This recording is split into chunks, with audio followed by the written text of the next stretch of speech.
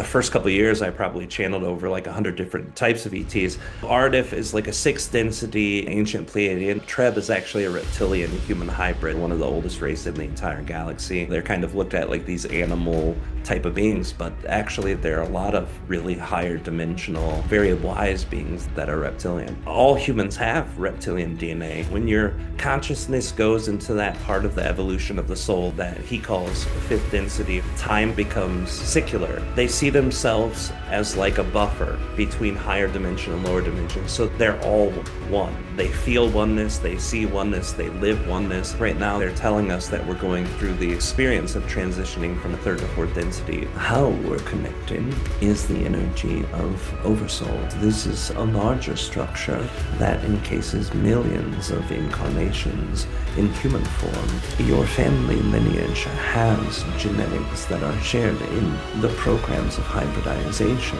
This moment in time of the Earth collective consciousness is an energetic transition time where consciousness accelerates in order for humans to finalize their previous step of evolution. Before going into that message, there are two things that we wish to express. Welcome everybody to the Heart Coherence Collaborative. Today it's a very exciting day because we have Rob, the ET Whisperer, joining us. So welcome, Rob. Hey Kyle, thank you for having me on. I appreciate inviting me to be on and to hang out with you a little bit.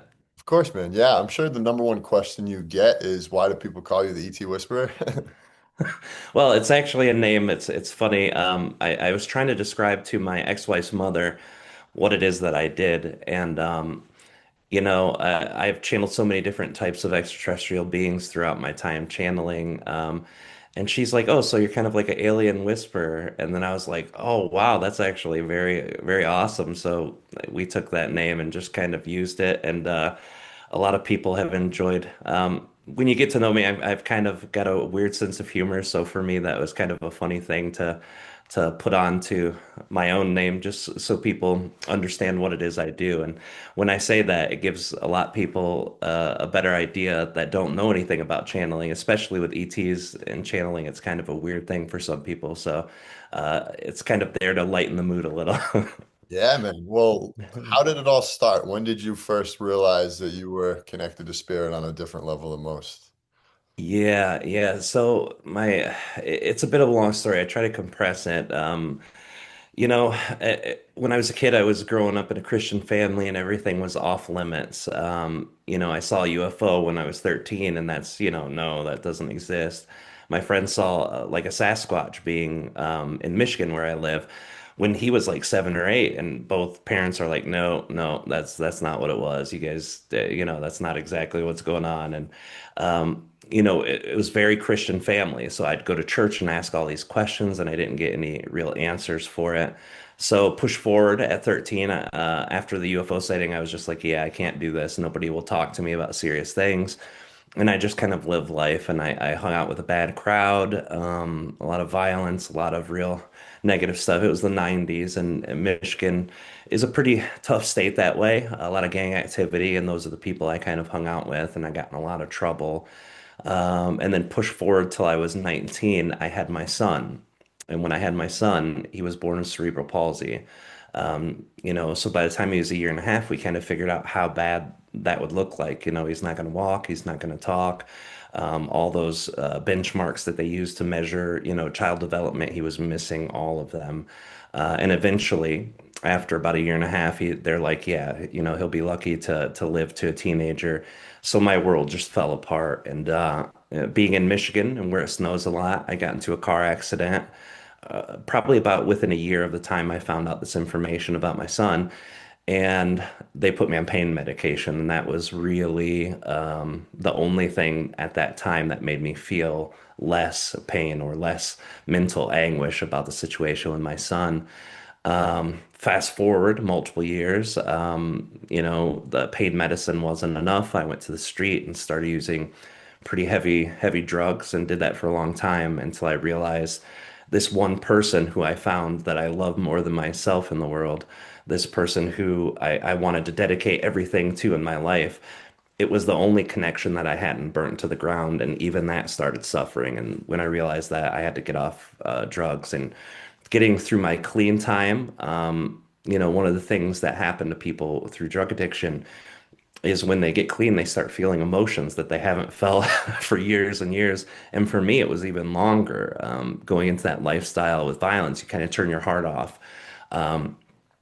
So I'm feeling these new emotions and my curiosity about the past, about, what are those things that I saw as kids? What are these things that my other friends and people who I trust experienced that shared these experiences with me of ghosts and all these different things?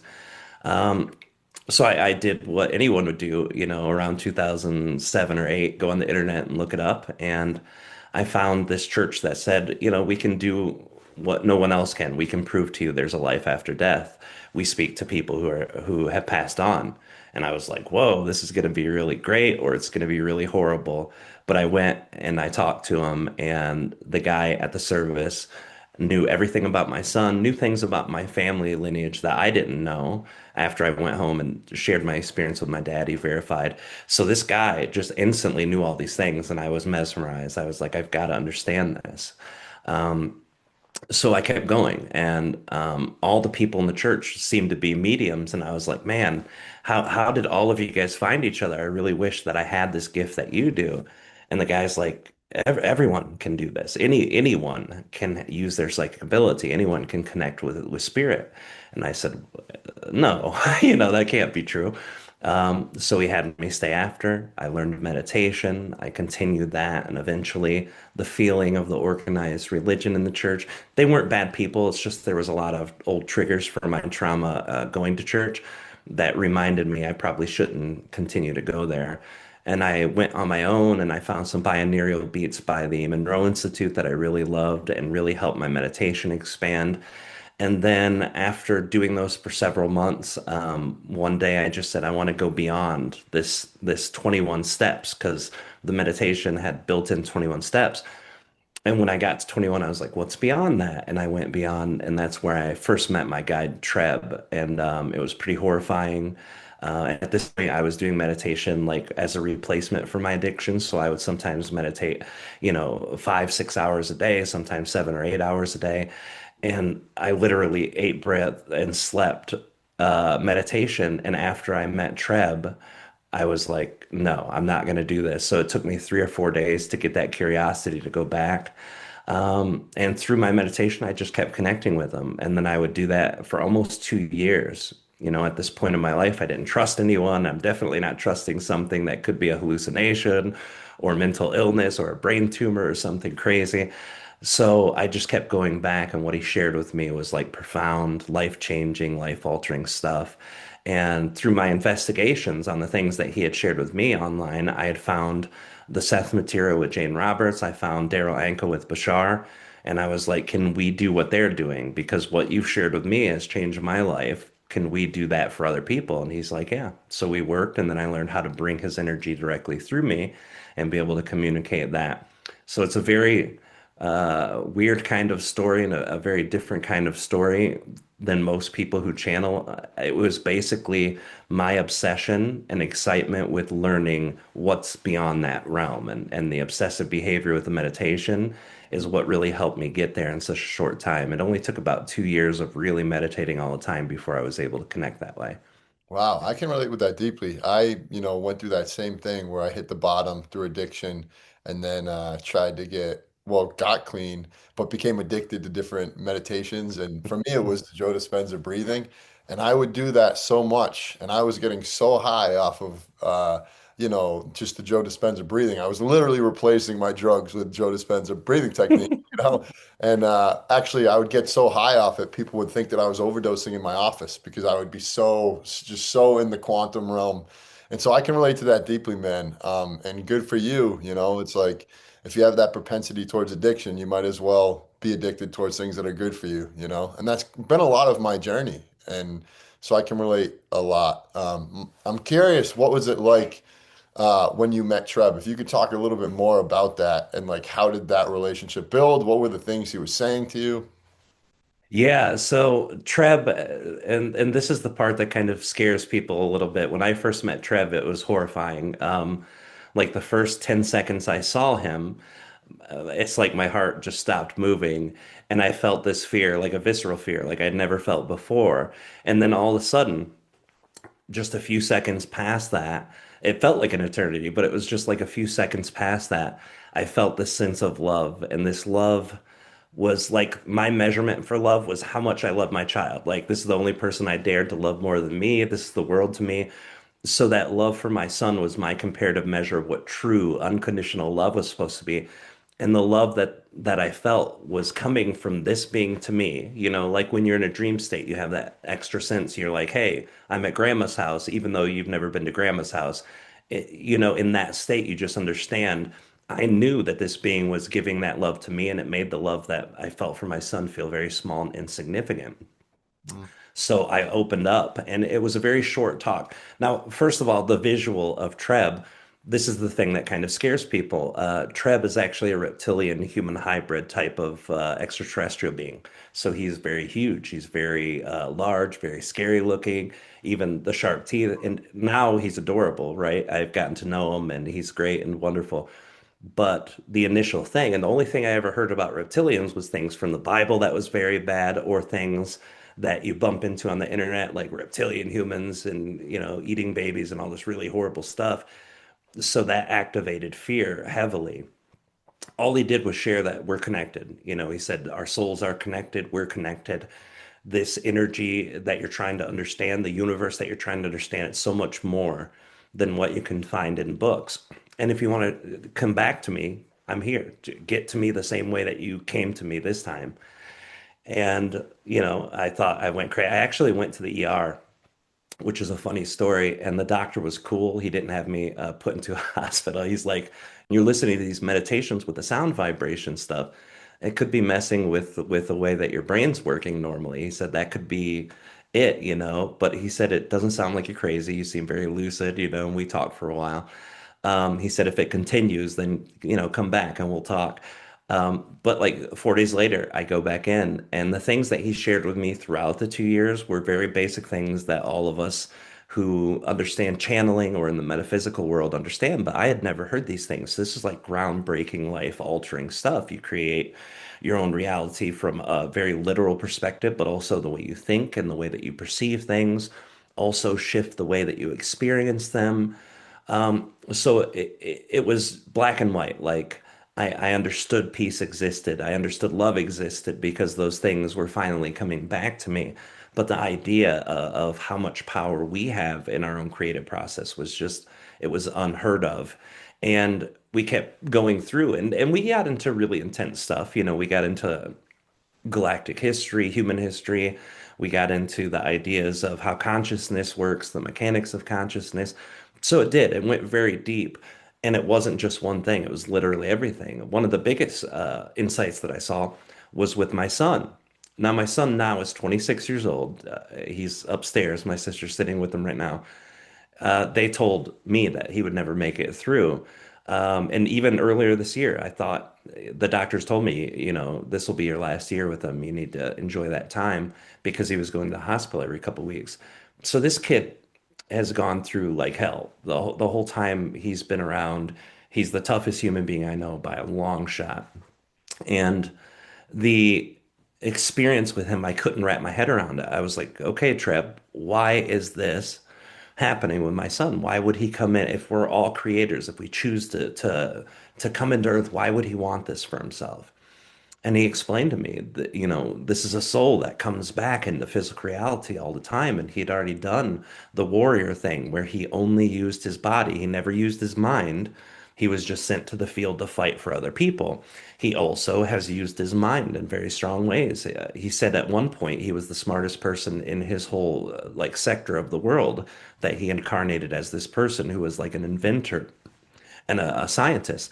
And this life, all he wanted to do was experience emotions in the most pure, raw form without worrying about the body, without worrying about the mind. Just come in and experience emotion. And that really, first of all, it helped me move the trauma. And as much trauma as was there, a lot of that was able to be cleared by understanding, that Jeremy chose me as a father, that I'm one of the people out of the two that he chose to care for him and love him. And my reaction to that was very powerful because I was like, holy crap, everyone I know says, oh, I don't know if I could do this with a kid with these problems, la la la la. And I didn't even like kids before before I had my son. I didn't like very many people at all. And he came to me, and his experience is what he gets. He gets pure emotion. He gets love from people who take care of him, myself, like my sister, the family that's around. And plus, whenever he meets people, it lights their emotions up and they're able to connect with him. I've seen like grown men who are in motorcycle clubs and stuff walk up to him and talk to him like a little kid, like, oh, hey buddy, how's it going? And you see these parts of these really tough exterior people just melt away.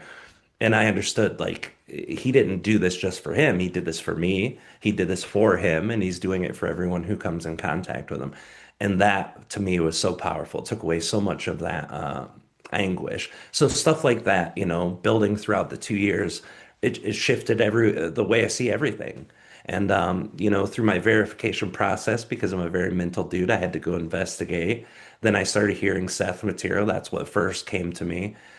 And they were saying the very same things, only in way different terms and in way different ways of expressing. And then eventually Daryl Anka with Bashar. And they were kind of really the only big channelers who were out there at the time who had content on YouTube at that time. So Wow. So you're kind of like an OG. Well, yeah, 2010, it doesn't seem like a long time ago, but there wasn't a lot of channeling up there did you at that talk to time. your gang members about your channeling? What do they think about it? Yeah, yeah, I'm still friends. There's three people in my life from my past. And even my son's mother before we divorced. That's part of the reason we separated because she's like, you have lost your friggin' mind. I don't know what this is, but I hate it. And all my other friends, they're like, I don't understand it. I don't get it, but you're happy. You're better. You're a changed person. So it's good for you. And that's why we're still friends. That's awesome. I love that. Our mission here at the Heart Coherence Collaborative is to get people in touch with the healing power of the heart. And we really need your help. Right now, only 1% of viewers subscribe. We are aiming to take that number to 6%. The reason why we want to do that is the more people that subscribe, the more people in the world can learn the magical practice of heart coherence. So please help us out. If you've ever listened, if you love this message, please just take a moment to subscribe. Thank you so much. We love you. We love you. Yeah, so I'm curious, if could you speak more about reptilians? Because, maybe there's insights that you could provide for people. You hear about reptilians all the time, but I don't really know anything about them, really. Sure. So reptilians is a big subject. There's a lot of topic. I recently separated from my wife of 10 years, Yeah. and I met her through channeling, and she also channels. So me and her together figured out a lot of this stuff. She actually channels an Earth reptilian and a Draconian reptilian. So reptilians in general are a big topic. There are draconian beings. These are the ones that most people, focus on, and they're the ones that really scare people a lot. And these are like very high dimensional ancient beings. They're one of the oldest race, if not the oldest race in the entire galaxy.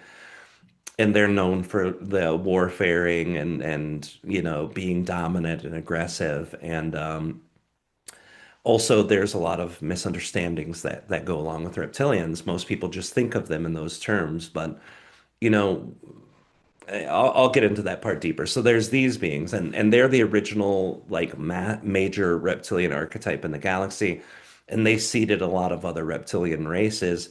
One of them, which is the Earth reptilians, these are the beings that humans talk about. David Icke. Oh, yeah.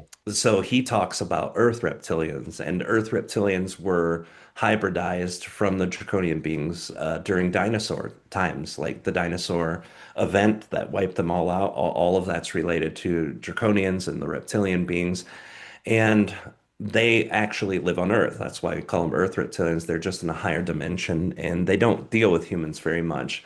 So there is reptilians around us. There's reptilians that were involved in our history. Most of the snake beings or the negative archetypes, those come from the Earth reptilians, but also heavily misunderstood. They live on Earth, and what is Earth? Earth is the spectrum of everything. It's the spectrum of very loving to very disconnected. And Treb actually describes Earth very, very beautifully. He said it's the only planet that he's ever connected with where a human can go and kill someone in cold blood in the morning for money and then go home and love their child and tuck them in bed with the most absolute pure love available. And that's all in one person, in one life, in one day.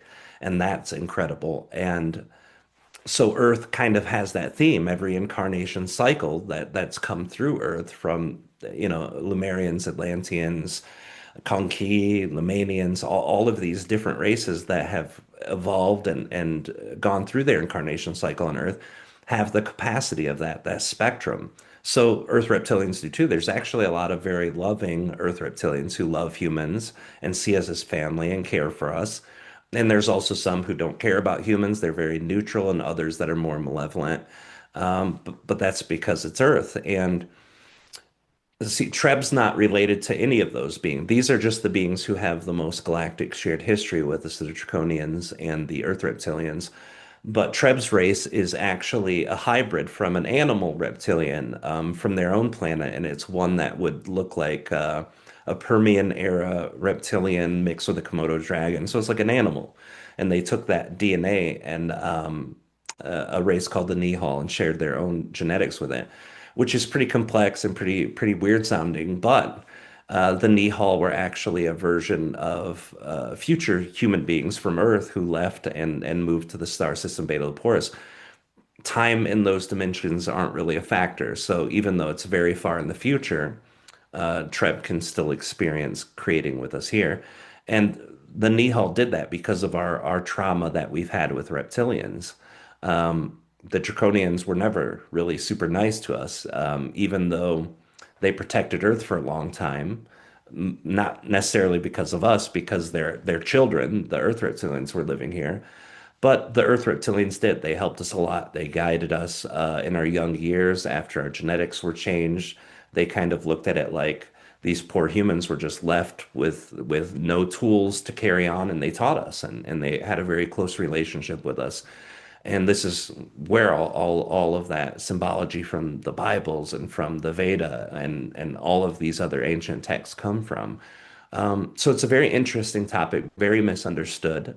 Myself and my ex-wife, Kalina Angel, she channels a lot about that too.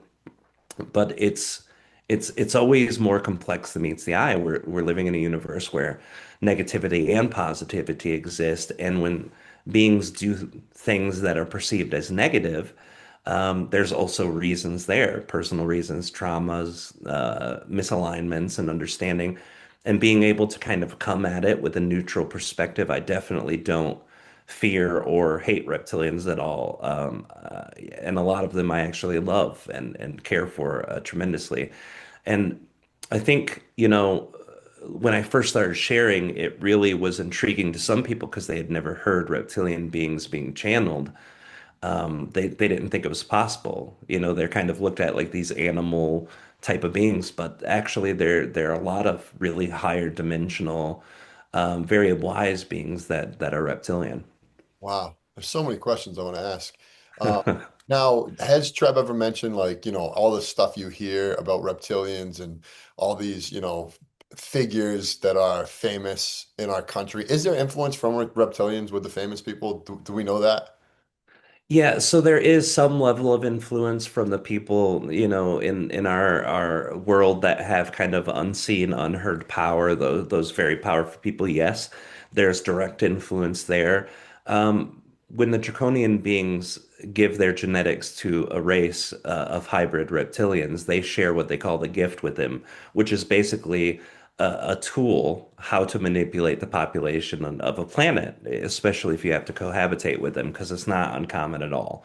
A lot of races have higher dimensional beings living in the same place as lower dimensional, and they're all sharing, and none of them understand or know that the other ones are there. The higher dimensional beings know that the lower dimensional are there, but not the other way around.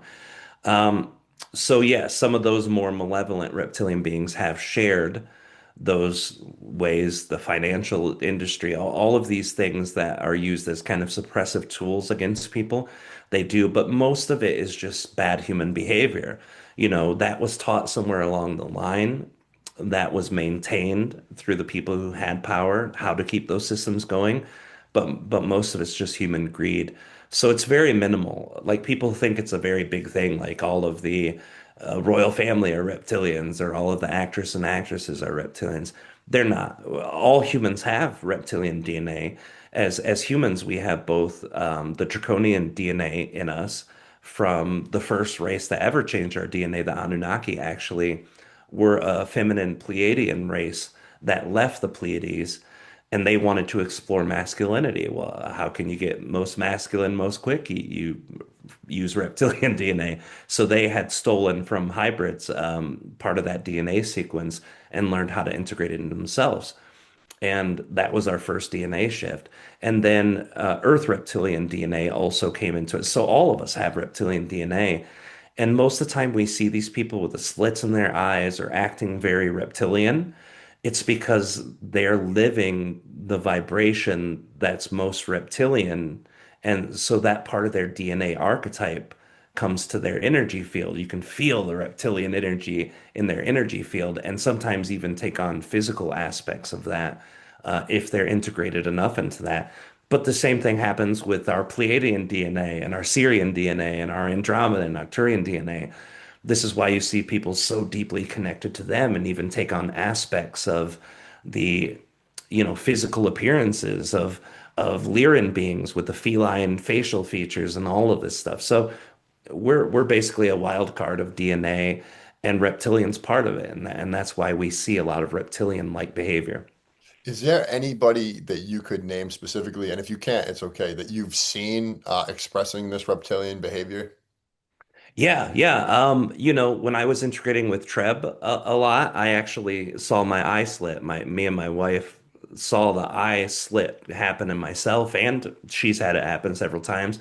I know a lot of people who connect with positive reptilians who do that. The more negative types of reptilians, when people integrate with that, the human psychology really can't deal with that type of intensity. And this is what seems like crazy people. A lot of people who are mentally ill, are fractalized from trauma, and some of those parts take on reptilian. I've seen in a lot of drug addiction, I've seen people have the slits in their eyes and stuff too. So yeah, I've That's seen it a lot. that's fascinating. One thing you touched on, you said Treb's from the future. And so is that, did I hear you say that correctly? And if so, could you just touch a little bit more on that? Yeah, so Treb actually exists in this time period now, but the timeline where he comes from is a future timeline. So he doesn't exist directly in the future, but he has access to all of it. When your consciousness goes into that part of the evolution of the soul that he calls fifth density, or that we would call like sixth dimensional, Hmm, time becomes like fourth density, it becomes secular. Right now, like third to fourth density, it's linear, and then fourth density is secular. And when you get into that frame of energy in that specific dimension, it becomes fluid. So his experience is wherever he wants it to be. If he's thinking about, hey, I want to go visit the 1100s, the dark ages of Earth, his consciousness and physicality would manifest itself at that time, at that place. So time to them is more like a coordinate than it is, a path. So they just feel into that and that's where they go. So yes, technically he would be from the future, but he is existing now here with us too. So very cool. And so now has he brought you any important messages from the future? no, he doesn't. Now Treb and Artaf, the other being I channel, they're both considered like type 1 beings. So one of the top rules of that type 1 being, don't interfere with free will, don't inject yourself. They see themselves as like a buffer between higher dimension and lower dimension. So their perspective they're all one. Like they feel oneness, they see oneness, they live oneness. So in their perspective, they take the energy from the higher dimensions into them in ways of knowledge and understanding and then redistribute it out below them because they're just a part of all that is.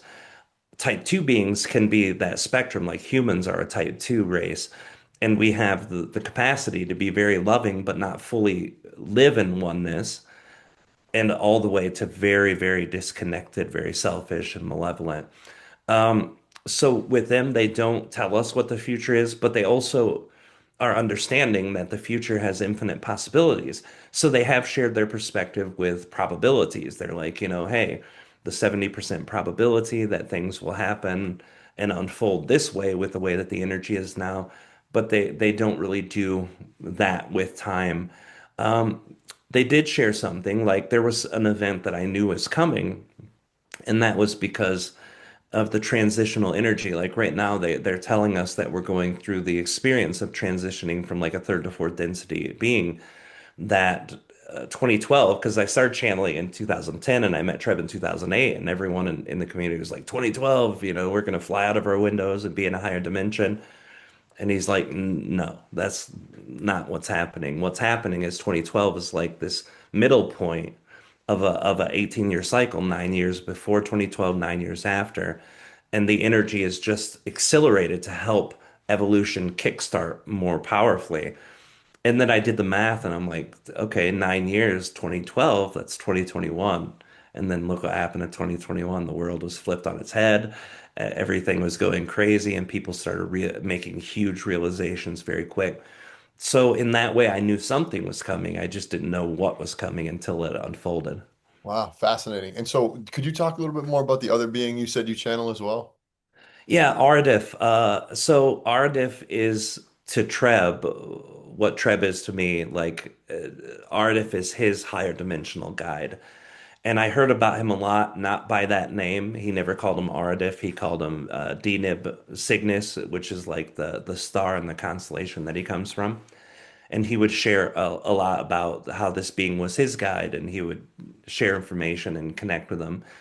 And when I was channeling for about 2 years, this Brazilian guy, Jefferson Viscardi, is a fascinating dude, reached out to me and was like, "Can we do a book with Trev?" And I was like, "Yeah, sure." So we did, and then we transcribed. And at like halfway through the book, he's like, "Can we speak to other beings? Are you able to connect with other beings?" And Trev said, "Yeah." I had never thought to even ask the question. I was just so interested in channeling Trev. Um, so all of a sudden, by the time we get to the middle of the book, he calls in Ardif, and Ardif gave the most intense 20 pages of the book was talked about the mechanics of consciousness, how it works, how souls evolve, incarnation cycle, like all of it. He just laid it out in this beautiful technical way that Treb had alluded to or had shared in different ways, but it was just very powerful. So I kept asking to connect with him. But at that time, I was channeling Treb and Treb would be channeling him. So it was very much Treb's energy, just slightly different. And then I did that for probably 4 or 5 times. And then finally, when I was working with my ex-wife, we were doing a radio show. Ardif just kind of came in. Treb's like, Ardif wants to speak. And at that time, he's like, hey, it's time to start working with you. So later I found out that Ardif was just waiting for me to kind of grow in my own thing, like in my own channeling ability before I was able to connect with him. But it had been like the first 3 years, I just shared my channeling for free. I took people online who wanted to do sessions, and I did. And then I was going through the divorce process with my son's mother. And it's like, okay, do you want to channel like once a week, or do you want to do it all the time? And if you do, you have to do this for work. So I shifted and just went full time and made it as my job. And then because I was doing that for a living, I was channeling 2 or 3 times a day.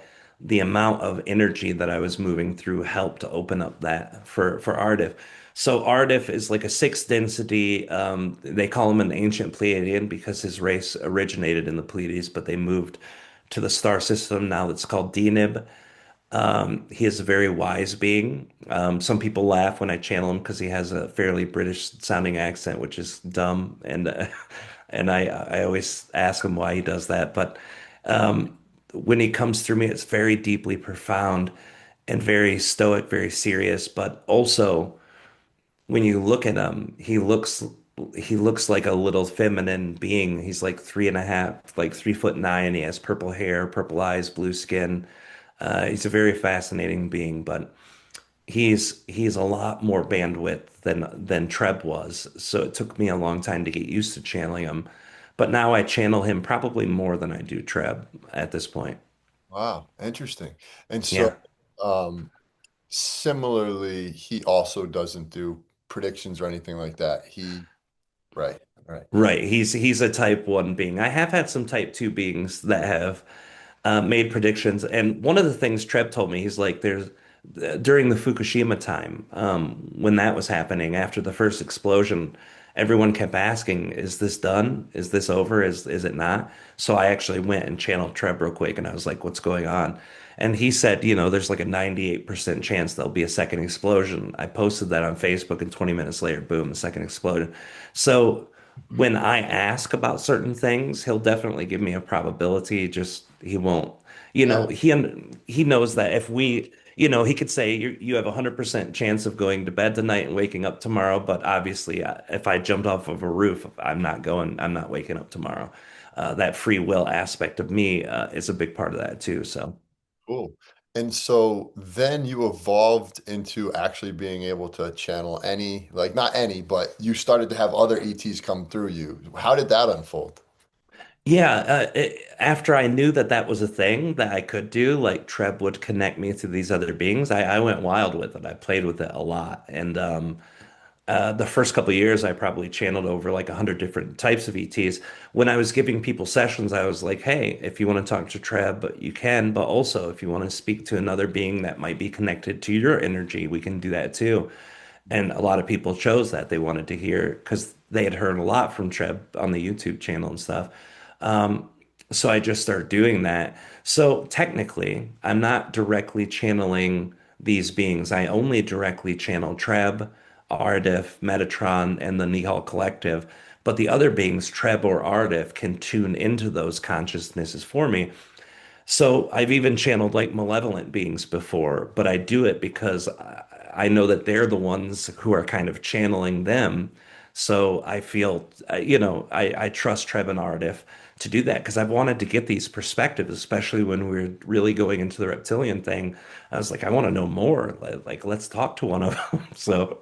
Um, so yes, technically, I've channeled over 1,000 ET beings, but literally, Treb or Ardif are connecting to them for us.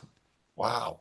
And so that's very unique because it's not, I have never heard before where, there's, well, I guess maybe once or twice, but where there's like a channeler who can tune into your energy and kind of see what beings are with you. That's so cool. Yeah, it's pretty unique, and I've found a lot of fascinating. I'm a very mental dude, and this has always been very interesting to me. So yeah, as soon as I did, I played with it, and it's been really interesting. I used to do a series on my YouTube called the Galactic Weekly when I was doing it weekly or monthly channelings, where I would have Trevor Artif just pick these beings. For different reasons. Sometimes if they've been connected with humans, sometimes if they've never connected to humans before, and we would get all these different, really fascinating races. Like I remember the most unique beings were these electromagnetic types of beings who lived very close to the central black hole. And they never took a physical form, but their consciousness was very psychic and they were able to communicate. And it took them like billions of years of time to be able to learn how to expand that ability past their planet. And it was very fascinating. So all these different types of things have been great. But also, when I was doing sessions with people, like one-on-one sessions, it was very insightful to get outside of Trevor Artist's perspective for them and hear something more personally connected to them and their personal experiences. A lot of people have had, hybrid being experiences. A lot of people have had guides that they meet in their sleep. Other people have been, like physically taken and stuff. So to be able to connect to that personal story for them and get a being who's more directly involved with them, it's been very healing for a lot of people.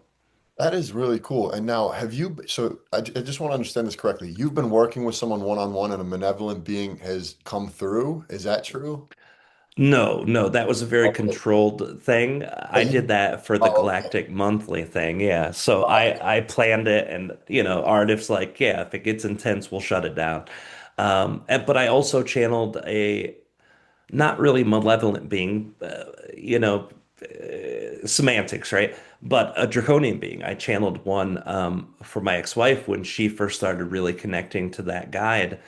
She's like, I've been getting all this information. I want you to channel because your experience. And then he came through and she was able to ask these questions that she knew I didn't have answers for, and it was helping her a lot realize how accurate her channeling was. So I've done it a few times. Is it dangerous at all to be working with their energy or not because you're shielded in a way? Yeah, for me, no. A lot, I'm not going to say possessions don't happen. They do, but they're a lot more rare than people give credit for. So, like possessions or negative effects that come from these types of channelings, it can happen. And a lot of it has to do with your beliefs and fears, but also because Treb and Artif are channeling them, I'm only getting the communication energy. I'm not getting the actual, like Trebinar, if they go through my body and I can feel the residual energy of them, I can conscious channel them also, even though I don't do that publicly. So very intimately aware of me, and I'm very intimately aware of them.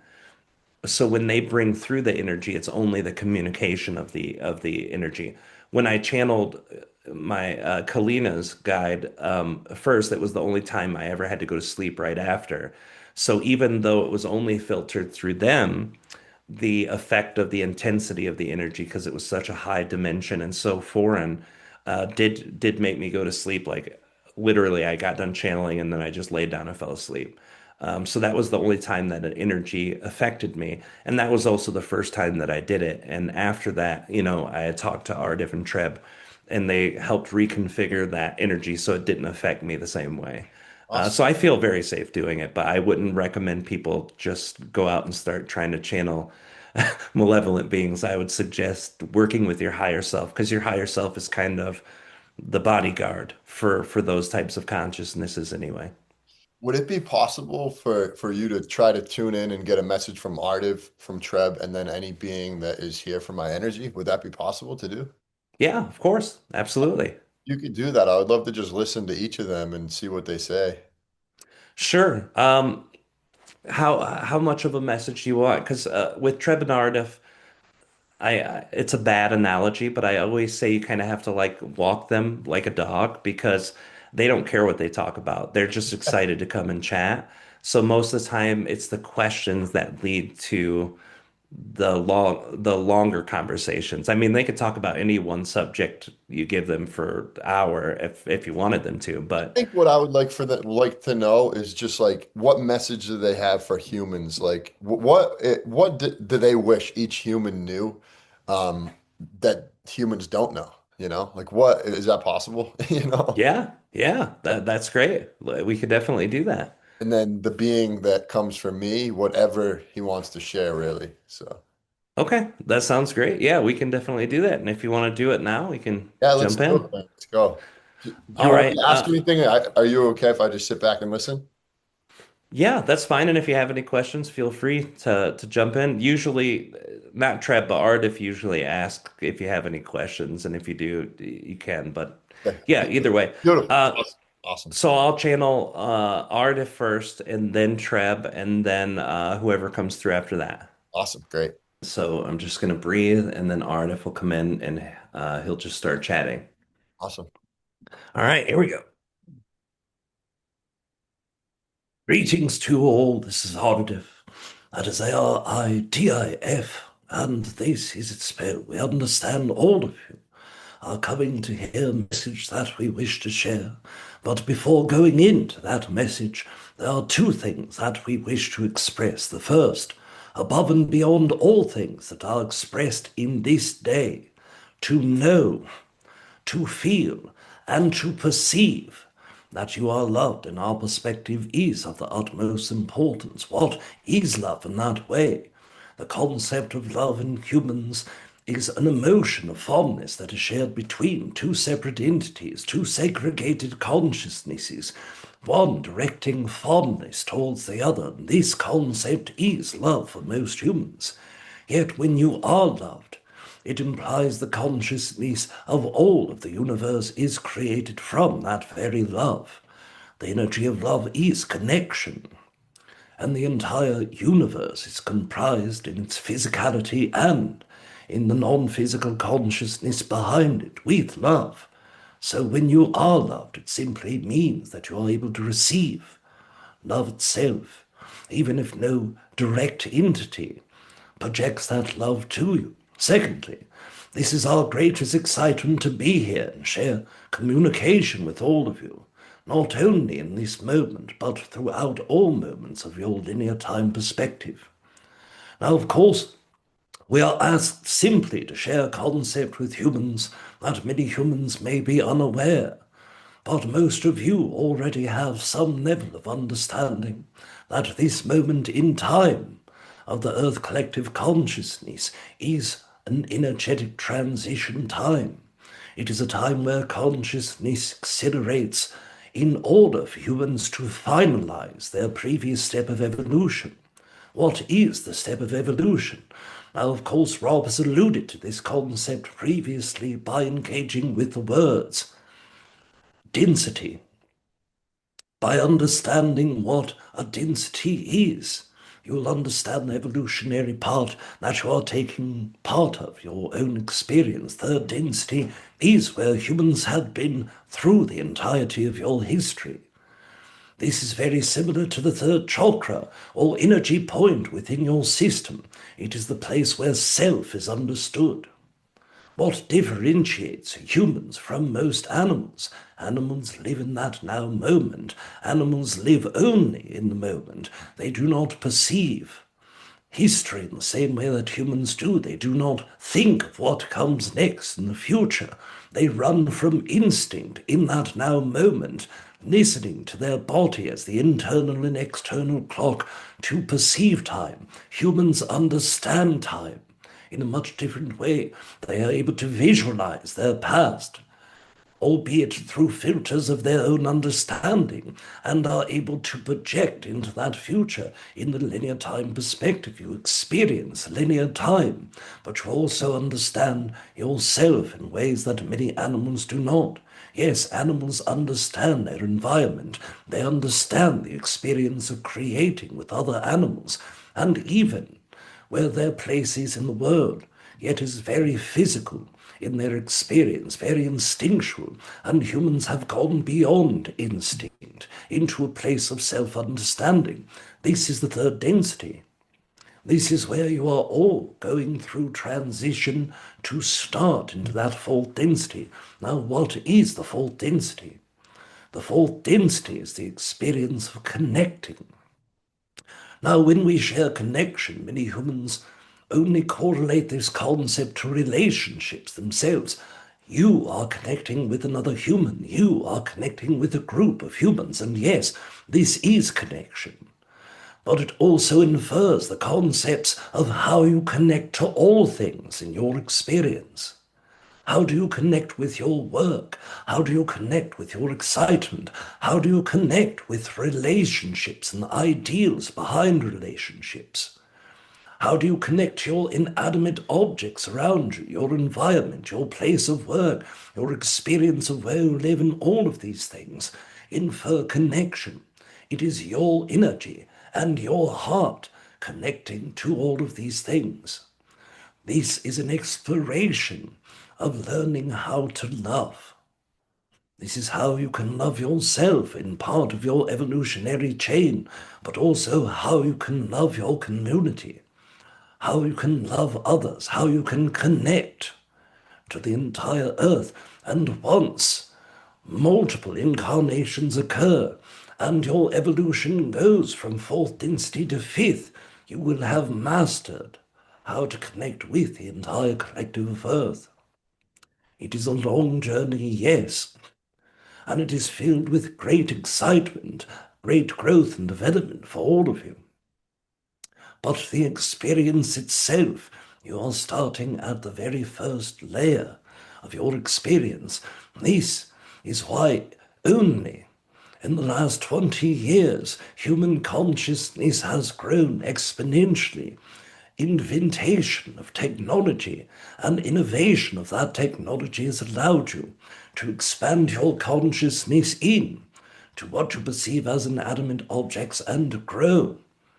You've started the internet, your first connection to a true collective consciousness, your manifestation of a physical expression of how you are able to work with other humans across the globe without time or space as a limitation. Now you are integrating more heavily into understanding how you are able to co-create and connect with others. This is the part of evolution that you are in.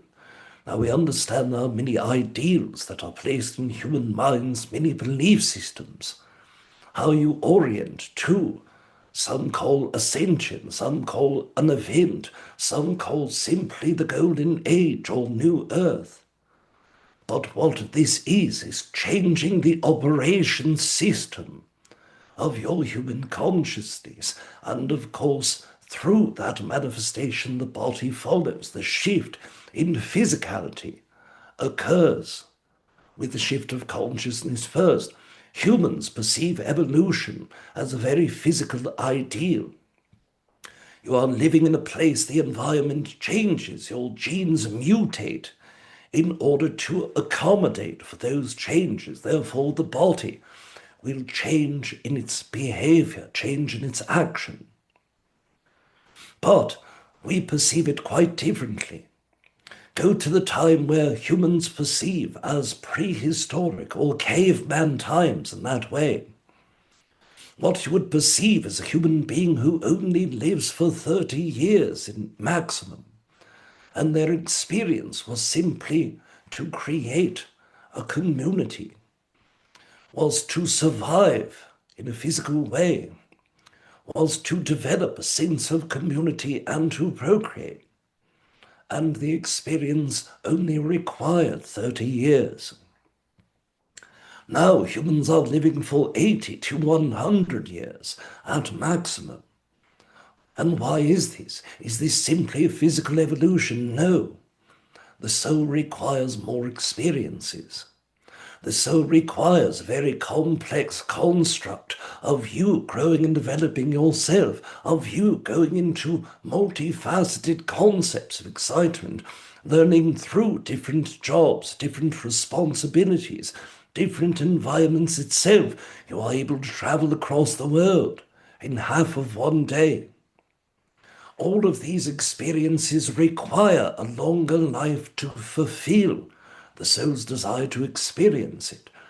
So you have a very soul-driven aspect of evolution that accompanies the physical byproduct of that evolution.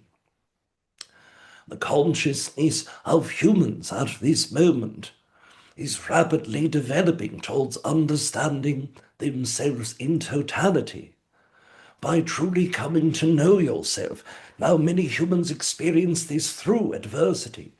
Many humans experience this through joy and pleasure. But as a collective, it is very hard to shake some humans out of their own behavioral patterns. This is why you notice the experiences of more extreme manifestations of world-changing co-creations.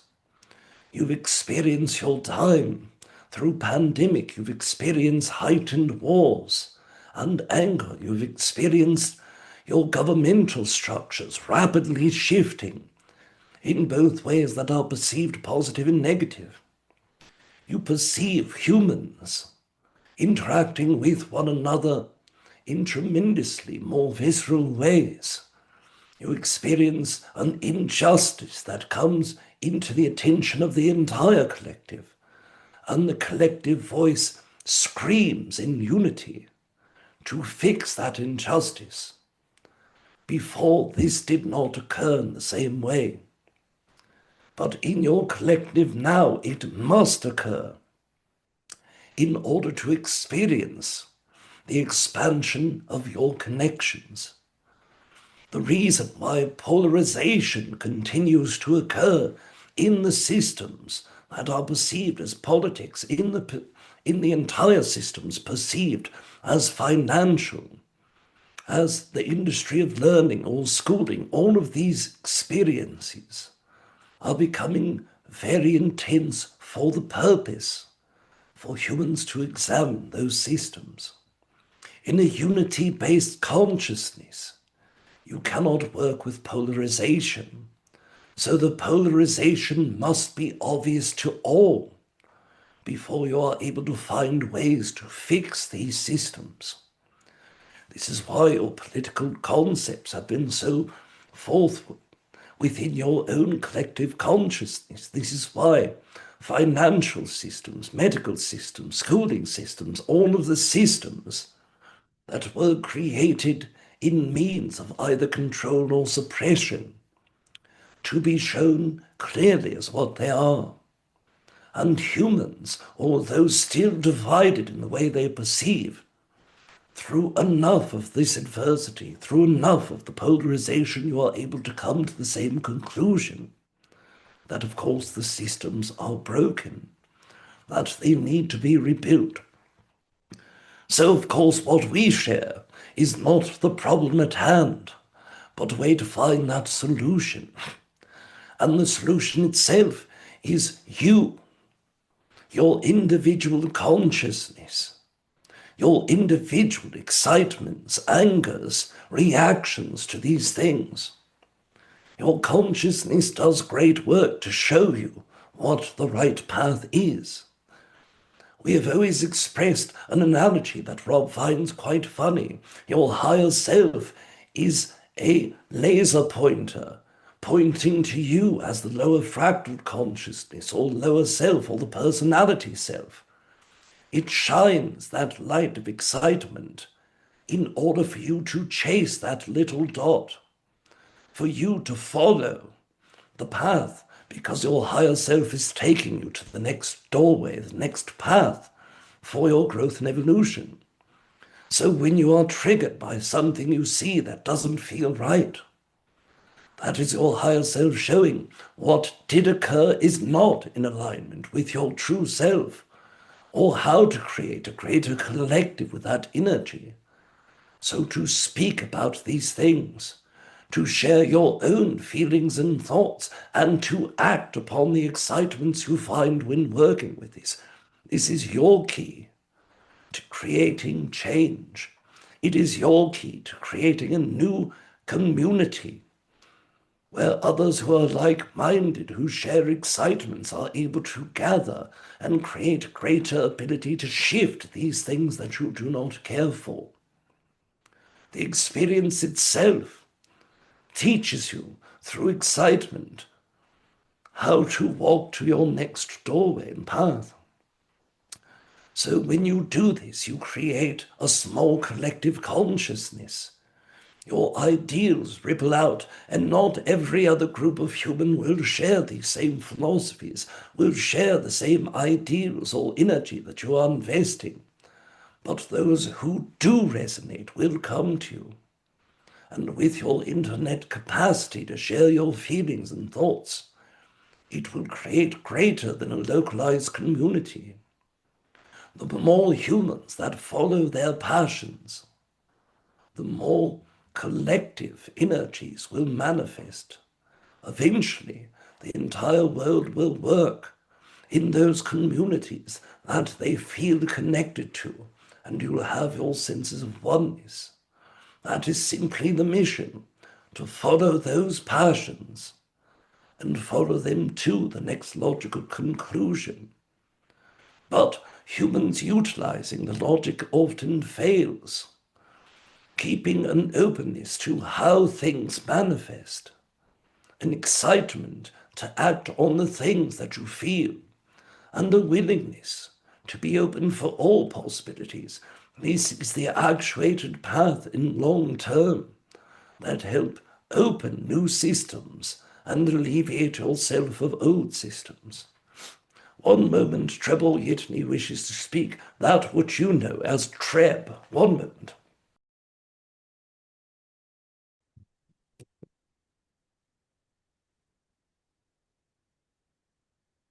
Good evening, Yahyel. Good evening, all of you. We are very excited to share and to experience the connection and co-creation with all of you. We are asked by the host to speak of an energy that all humans will be excited for, something that they can learn, something that they may not know.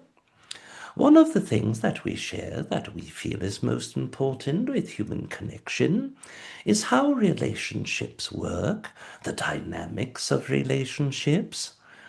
As Artaf said, humans are going through a place where learning how to connect with others is very important. Learning how the heart works also is very important. So when you are able to connect with your heart and feel love, this is the first step in connecting. But we also understand that the energy of relationships are more complex to most of you. You perceive this other person as a consciousness that is divided from you, and you perceive this energy as two beings trying to share a space. But we want to help you perceive this energy in a different way. When you are connecting with another person, there's not the simple two versions of yourself that exist. There is the you that is you, and you understand and you know. You understand the way that you feel and the way that you think. And this is one of the many entities that are involved in a two-person relationship. The other entity is the other person, as they know themselves, as they perceive themselves, as they think and feel. And this person is very different from the third person in that relationship. And this is the version of them that you project, that you think that they are, that you feel that they are. And there is the version of you that they project into you, that they think that you are, that they think and feel that you are. And then there is the fifth entity that is involved in all two-person relationships. That is the collective energy of both of you working in unison, both of you being connected, both of you experiencing connecting with one another. And most of the time, the fifth entity is very out of sync with the other four consciousnesses that are involved. The projections that you have on your partner or the other person in a relationship often comes from accumulated experiences, good and bad. Many times that projected version of the other person in your mind is often vastly different from this person because this person, just as you, is not a static person that stands without movement of time or energy. It is not a person who remains in the same mindset or same emotional set all of the time. This person grows and develops from their experiences with you, as you do from them. They grow with the passage of time. Now, looking at long-term relationships, if you perceive someone that you know 5 years before, and take the honest assessment of who they are now, they are not the same person that existed 5 years ago. But in the projected version of this person, often you associate those pasts, you associate the shared experiences, and often only correlate them to what was instead of what is. So in this, we share how to work to find more harmony in that fifth entity. When you are working with other humans, the openness of heart is important, but not only the emotion of love, because this can come very easy for some and very difficult for others, but a true openness of the heart means acceptance, means an openness and willingness to receive what is shared, And communication in the most clear way is the only tool to be able to convey what is new with you compared to the projected version of what the other thinks of you, or vice versa. So this is a very important energy to open communication. We often see that humans who are in romantic relationships, they have an experience where they are thinking that the other person is thinking or feeling something, because in the past that is often the response that is native to that person or the most natural way of that person. So automatically they will say, I notice that you said this in a very harsh way, and I know that you are mad at me, even if the person has not indicated anger with him, even if the person has not indicated that they were upset with him or about something with him. So it is an automatic reactive energy of projection that occurs in that moment. But if you were able to say, it appears very deeply that you are upset with me, the way that you said this and the tone often indicates that you are angry, or that I had said something that has offended you, or did something that offended you. You have to be very open to the answer in that moment. Being honest, of course, is vitally important for all relationships, but when using this technique, it is very important to share in a very plain way without letting the emotions inflame the reaction that you have or the responses that they have. In that moment, you know at the bottom of your heart that person is mad at you, so you've already made up your mind and projected this person drastically different from where they may be in that moment. But what if that person were to say, I was not mad at you, I was in deep thought about another thing that occurred earlier in the day that was frustrating, and I did not mean to project that verbal anger towards you? Would you be able to accept that? If you are able to accept that, the person that your partner truly is, the second entity in the relationship, can now become more aligned with the third person in that relationship, the projection that you have.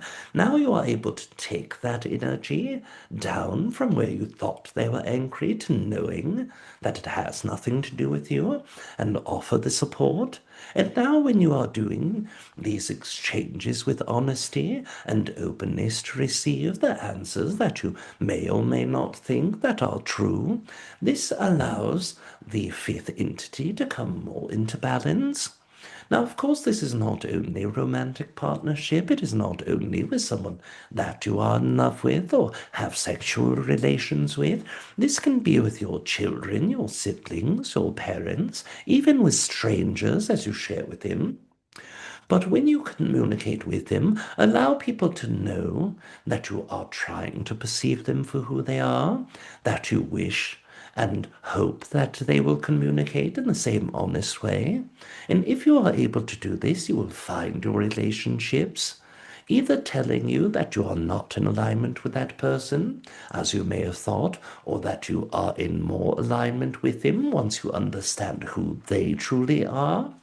And this co-creation will allow you a great deal of exchanging energy with others and also gives you an opportunity to truly know that person and sync all five energies together as well. We also understand that as humans develop relationships, self honesty is very important.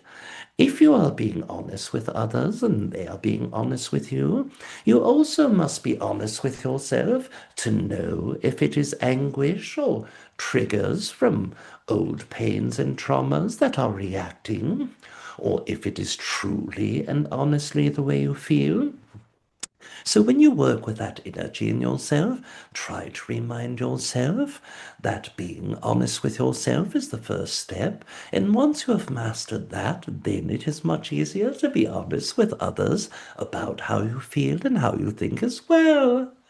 One moment, we understand that an entity that is connected with Kyle is very excited to step forward and also wishes to communicate an idea as well. One moment, please.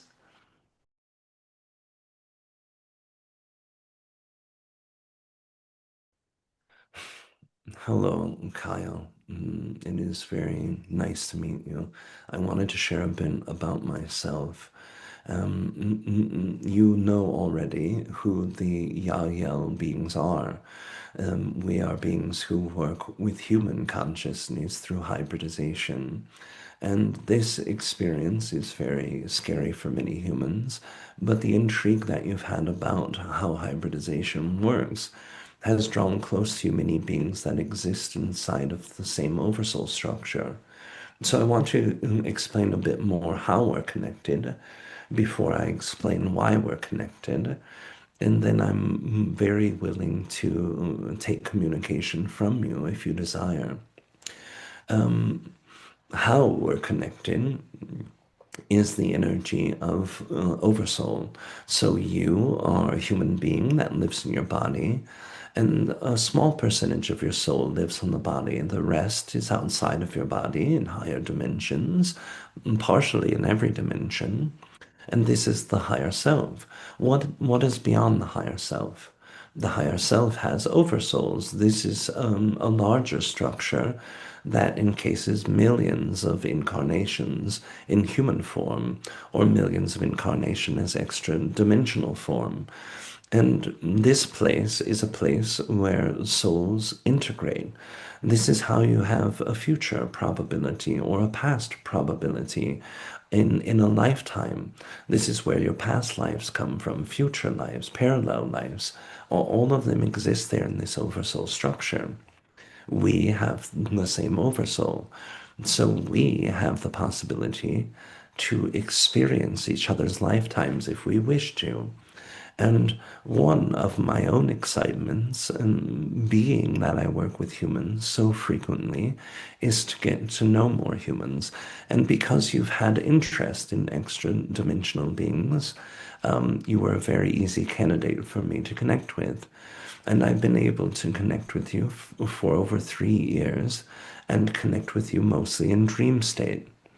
Your family lineage has genetics that are shared in the programs of hybridization. And this is a little scary news. And it's not extracted via force. It's not extracted without permission. And most of the time, in your family's case, it's always been extracted at a higher dimensional level. So the DNA you have in your body is part of your DNA. The other parts exist in higher dimensions. So that higher part of your higher self that exists in a higher dimension is more than happy to share those genetics and does so that hybrid children can have more human genes so that when the time comes for contact, it's understood better, the human dynamic with us and us with humans. And we work with humans in these dream states in order to connect with more human behavior, psychology, and understanding in general. You help us learn so much when you connect with us. And the higher dimensional parts of you that are excited to work with us are also a very important part of our growth process. So this is the how and the why. The why is your general interest. Your own excitement has led you to that experience. Now, hearing the idea behind hybridization and hybrid children is strange for many humans, especially humans who have their children with them on Earth and who have genetic children with partners on Earth and care for their kids. It's very hard for them to sense that disconnection, that they may have children who have genetics of theirs that don't live with them, but all of the hybrid children do connect with their parents. And most of the time, there are multiple human parents in one being. Genetics taken from two, three, or even 10 humans in some ways are connected with these children. And then they are raised with their Yahyel parents and work with the humans in dream state. Their psychic abilities are already very strong. Their psychic abilities are very high.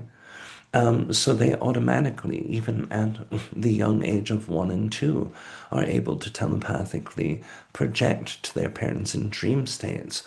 And this is why some of the dreams come through of seeing extraterrestrial beings or children who you don't know who appear to you in your world and in your experience. So it was important for me to share, and I hope that this wasn't too uncomfortable of a sharing for you, but I felt that it would be exciting for you to know that aspect of your consciousness in higher dimensions. Oh, that is amazing. And is there any way that I can, like, how should I use this information moving forward to benefit the collective? What can I do to improve this relationship and implementing it? The relationship's already there. Your excitement there, your dream state time is there. When humans are led to connecting to their hybrid children more directly, telepathically in meditation, it's because there's a general excitement for the program to begin with. So that excitement of connecting, just connecting to the Yahyel collective energy, is enough for your children to sense when you are coming in online in that higher dimensional space and connecting with you more directly. So this is a very important part of it. If you want to foster that by helping the collective, you're already doing this by being yourself, by living inside of your heart, and by sharing your excitement with other human beings. That helps much more than you could ever know. Awesome. And how does this affect my children? Yes, it doesn't affect them directly when they become older. If their excitement leans towards this, then they may partake in that experience of hybridization in the higher dimensional realms. But if they don't, then they would be skipped over and would not be participating that way. They do have these siblings who do look into them and care for them, but they also try to observe their free will. And sometimes when they have a bit of resistance with extraterrestrial energy, then that's the signal to go away. Beautiful. Well, thank you so much. I am very pleased to meet you and appreciate your role in my life. I appreciate meeting you in this way and having the role in our life be as powerful. And if you call me John L., this would be a name vibration for you to connect with in meditation that will bring my connection closer to you. I will do that. Thank you. Thank you, my friend. It was a pleasure getting to meet you this way. Likewise.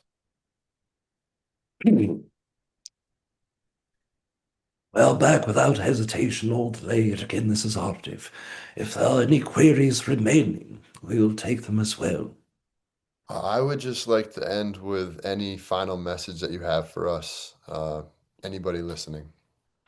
Yes, our final message is similar to that of our first message. The one out of two things that we have always shared, that you are loved, and knowing that you are loved is very important. Not only that you are loved, but we love you as well. We also wish to share the impact of co-creating with all of you. Most humans perceive the consciousness in higher dimensions cannot grow and expand through simply working with humans, as humans are perceived to be low by themselves. We perceive you not as lowly humans, but as great masters of co-creating.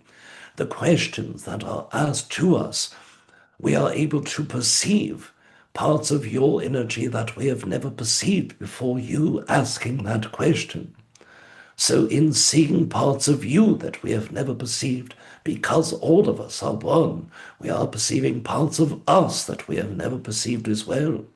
So, as you are growing through our co creational conversations, we too are growing. We wish to congratulate all of you for your growth, and we thank you for the growth you have given us as well. We bid you adieu for this day.